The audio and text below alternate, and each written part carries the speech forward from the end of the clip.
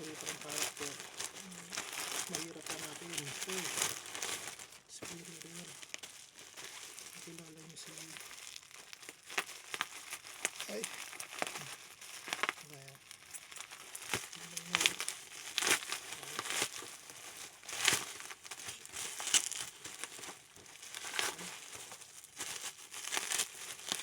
Sa packing. Yes. Kasi nyo, napakahirap hanapin itong figure na to, si Rockman. Yan, dito. Kaya pa siya Japan. Talagang authentic siya. Dati pinapad ko lang to sa mga computer games. Ito, nawa ko na siya ngayon. Si Rockman. Illuminista by Sega. Try natin siyang buksan. Ayan. Box tayo. Kali nakita ko lang to sa isang site. Inibenta ng isang pabayan. Pero tinignan ko, authentic siya. Maganda ng details nito.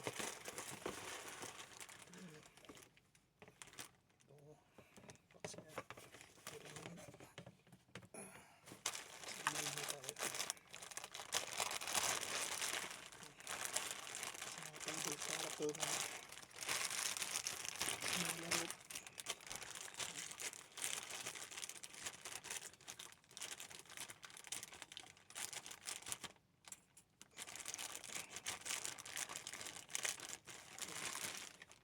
Kita ko lang ito sa mga family computer na nilalaro. Ngayon nilalaro ko ito eh.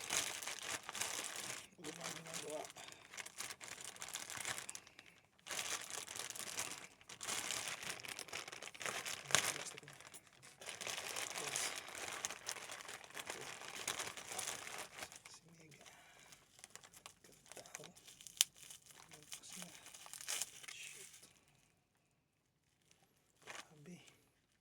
Solid yung detail niya.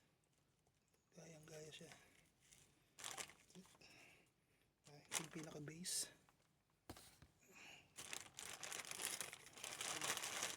Ito yung ulo niya.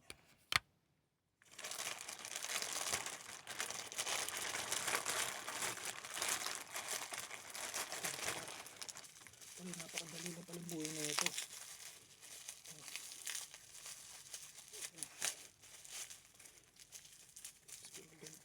Nakuha ko lang siya ng 150 dirham dito sa isang source sa internet. Mabait si kabayan, binigay niya na mas mababa. Sabi ko sa kanya, mayroon pa hanapin to eh. Hanapin na natin yung pinakabada niya.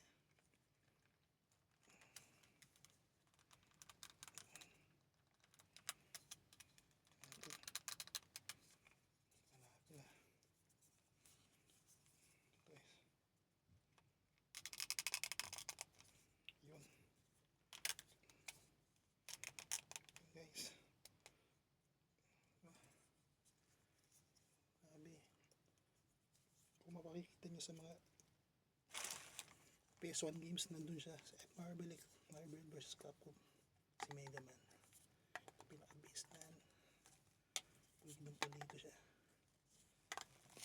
Yun. Actually, mahirap hanapin tong character na to, kaya kinuha ko na siya. Tapos made in Japan talaga siya, made in Vietnam. Ayan, ito guys, simple lang buuin. Si Mega Man, ito yung pinaka-buster niya. Kompleto, details. Tingnan mo siya dito. Ito.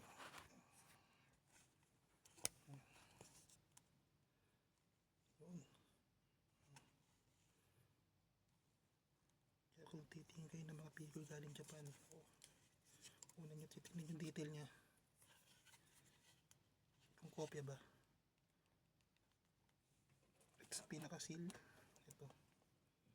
Ayan. Ayan, Japan talaga siya. Pipress nyo. Hindi naman, worth it naman siya sa mga nagko-collector. Ayan. Okay, guys. Pinapangarap ko na itong laruan na to. Nasa akin na. That's all. Try ko lang mag-picture ng isang action figure. Kung pwede na ba ako mag-vlog. Kayo lang musga.